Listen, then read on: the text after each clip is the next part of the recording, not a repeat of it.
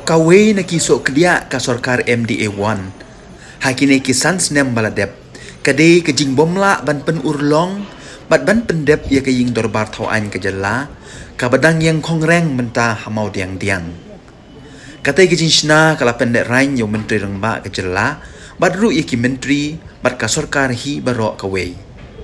Om tang ba kejing bomla ban pendep ban shna, Henry kajing kelem no udom jong kate kaying dorbar.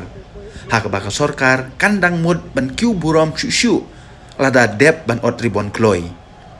Peuse udom u kelem. Bat bun gitip ya kedau baka jing trei kambiang.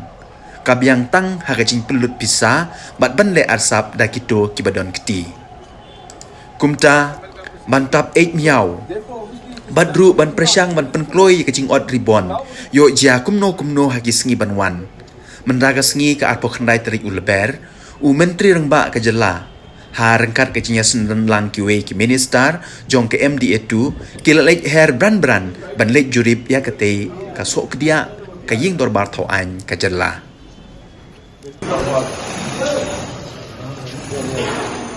This is going to be the main hall.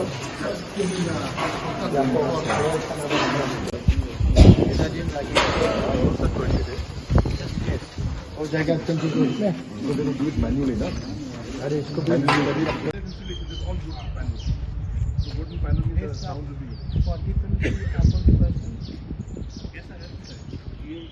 ये तो सर जब कोई सेमिनार में नहीं आप मालूम नहीं कल परसों कोई No, the actual entry is from the back. और सामने भी है Yeah.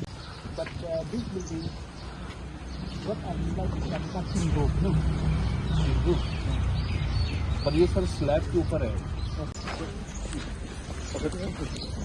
The black waste and the grey waste and solid waste and water waste, and then automatically have to segregate.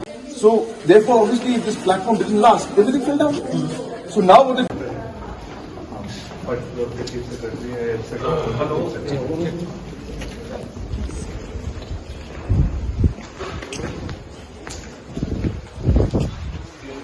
Try to make it 60 so that yeah. वो लोग कनेक्टिविटी करेंगे ना किससे करेंगे तो वो ड्राइंग के लिए आ जाएंगे